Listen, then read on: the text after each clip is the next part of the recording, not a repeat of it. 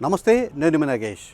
రాష్ట్ర మంత్రి నారా లోకేష్ గారు నిన్న చంద్రగిరి నియోజకవర్గానికి సంబంధించిన తెలుగుదేశం పార్టీ ముఖ్య నాయకులు కార్యకర్తల సమావేశంలో ఒక కీలకమైన విషయం చెప్పారు.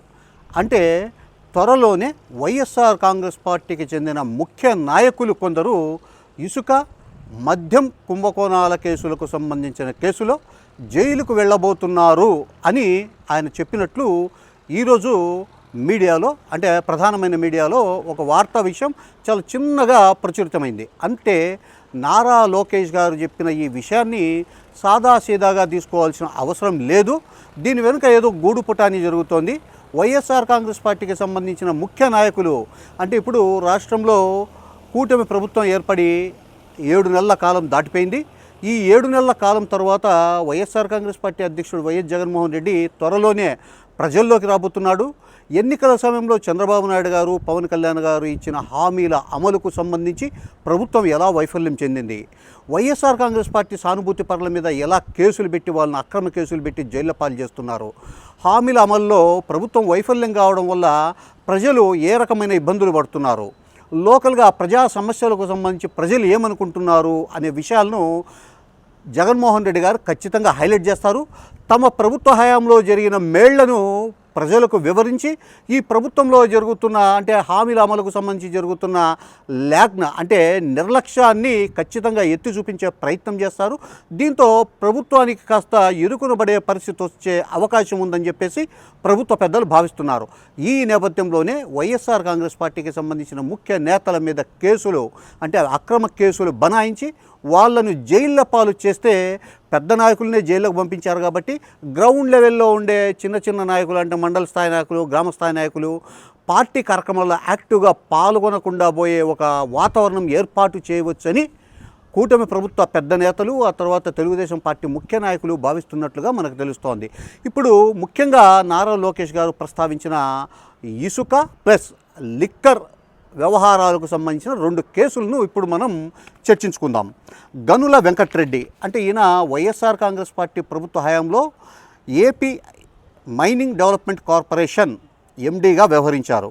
ఈ 5 ఏళ్ల కాలంలో ఆయన అనేక రూపాల్లో దాదాపు 1700 కోట్ల రూపాయలకు పైగా అక్రమాలకు పాల్పడ్డారని చెప్పేసి కూటమి ప్రభుత్వం వచ్చాక ఆయన మీద ఏసీబీ కేసు నమోదు చేసింది. దీంతో అతను సర్వీస్లో ఉండగానే పరారయ్యాడు. నెలన్నర తర్వాత ఏసీబీ పోలీసులు ఆయన్ను ఎట్టకేలకు అరెస్టు చేశారు. కస్టడీకి తీసుకొని ఏసీబీ అధికారులు విచారణ కూడా జరిపారు.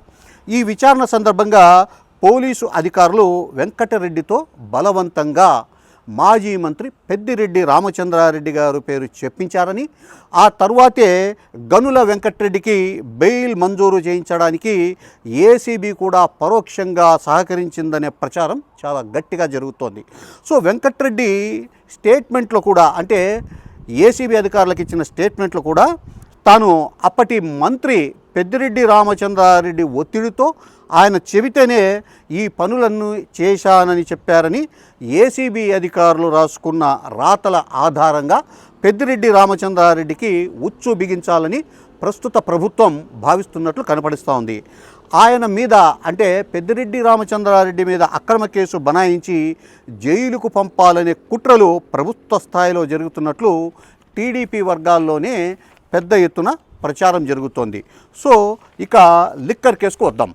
వైఎస్ఆర్ కాంగ్రెస్ పార్టీ ప్రభుత్వ హయాంలో మద్యం కొనుగోళ్లు, అమ్మకాలు, ధరల పెంపునకు సంబంధించిన వ్యవహారాల్లో 1000 కోట్ల రూపాయల కుంభకోణం జరిగిందని ఏసీబీ కేసు నమోదు చేసింది. అంటే ఇది కూడా కూటమి ప్రభుత్వం అధికారంలోకి వచ్చాక ఈ కేసు నమోదైంది.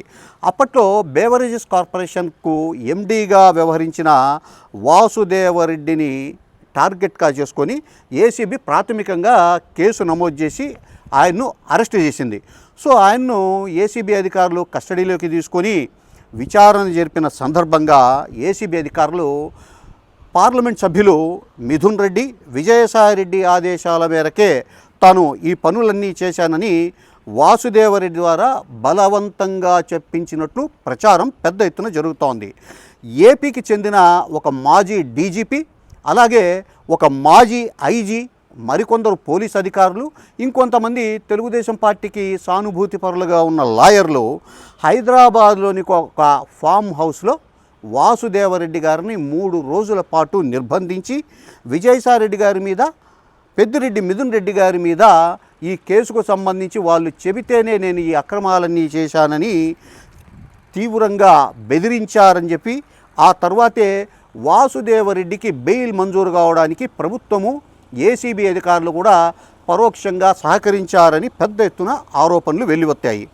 పోలీసులు తమ ఇష్టానుసారం రాసుకున్న వాసుదేవరెడ్డి ప్లస్ గనుల వెంకట్రెడ్డి స్టేట్మెంట్ ఆధారంగా, అంటే ఈ లిక్కర్ స్కామ్కు సంబంధించి పెద్దిరెడ్డి మిథున్ రెడ్డి ప్లస్ విజయసాయిరెడ్డి ఈ కేసుకు సంబంధించి వాసుదేవరెడ్డి చెప్పినట్లుగా ఏసీబీ అధికారులు రాసుకున్న స్టేట్మెంట్ ఆధారంగా మిథున్ రెడ్డిని, విజయసాయిరెడ్డిని జైలుకు పంపే కుట్రలు సాగుతున్నాయని చెప్పేసి పెద్ద ఎత్తున ప్రచారం అయితే నడుస్తోంది. ఈ నేపథ్యంలోనే నారా లోకేష్ గారు మరి పార్టీ కార్యకర్తల్లో ఉత్సాహం రేకెత్తించాలని చెప్పారో లేదు ఓపెన్గా చెప్పాలనుకొని చెప్పకుండా అనుకోకుండా ఏమన్నా ఈ విషయం చెప్పారో మనకు తెలియదు. కానీ ఇది ప్రస్తుతం అటు తెలుగుదేశం పార్టీ వర్గాల్లో, ఇటు వైఎస్ఆర్ కాంగ్రెస్ పార్టీ వర్గాల్లో కూడా ఒక పెద్ద ఎత్తున చర్చకు దారితీసింది.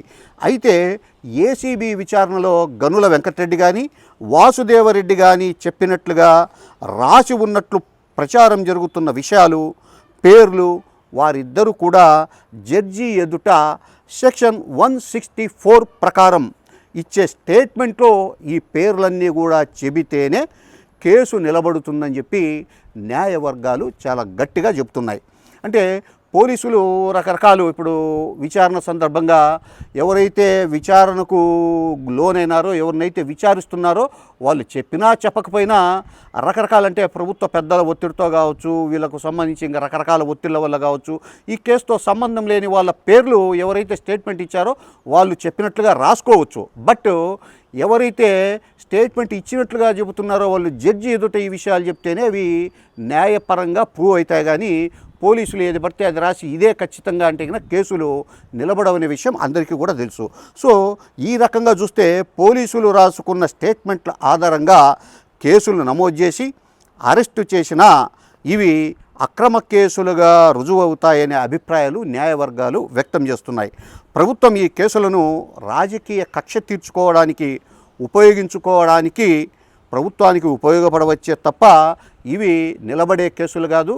ఈ కేసుల్లో ఎంపీలు విజయసాయిరెడ్డి కానీ, ఆ తర్వాత మిథున్ రెడ్డి కానీ, మాజీ మంత్రి పెద్దిరెడ్డి రామచంద్రారెడ్డిని కానీ ఈ 2 కేసుల్లో చేర్చి వాళ్ళను అరెస్టు చేసినా కూడా ఇవి ఎటువంటి పరిస్థితుల్లో నిలబడే కేసులు కాదు. దీనివల్ల ప్రభుత్వానికి, తెలుగుదేశం పార్టీకి, వైఎస్ఆర్ కాంగ్రెస్ పార్టీ ముఖ్య నాయకుల మీద రాజకీయ కక్ష తీర్చుకోవడానికి, క్యాడర్ను బెదిరించే ప్రయత్నం చేయడానికి ఈ కేసులు ఉపయోగపడతాయి తప్ప ఇంకా ఎందుకు ఉపయోగపడవని చెప్పేసి న్యాయవర్గాలు గట్టిగా చెప్తున్నాయి. అయితే ఈ 2 కేసుల్లో ఒక ట్విస్ట్ ఏమంటే, ఈ కేసుల్లో ఆల్రెడీ కేసు నమోదై అరెస్ట్ అయ్యి బెయిల్ మీద ఉన్న గనుల వెంకటరెడ్డి కానీ, లిక్కర్ వాసుదేవరెడ్డి కానీ ప్రభుత్వ పెద్దలతో ఇప్పటికే సెటిల్మెంట్లు చేసుకున్నారనే ప్రచారాలు కూడా పెద్ద ఎత్తున జరుగుతున్నాయి. సో ఈ అధికారులిద్దరూ ప్రభుత్వ పెద్దలతో సెటిల్మెంట్లు చేసుకున్నారని ఒకవైపు ప్రచారం జరుగుతుంటే, నారా లోకేష్ లాంటి వారు వైఎస్ఆర్ కాంగ్రెస్ పార్టీకి సంబంధించిన ముఖ్య నేతలు ఈ 2 కేసుల్లో త్వరలోనే జైలుకు పోతాడని చెప్పడం కూడా ఇప్పుడు పెద్ద చర్చకు దారితీసింది. చూడాలి మరి త్వరలో ఈ 2 కేసులకు సంబంధించి ఎలాంటి మలుపులు మనం చూడబోతున్నాం అనేది త్వరలోనే మనకు వెల్లడే అవకాశం ఉంది.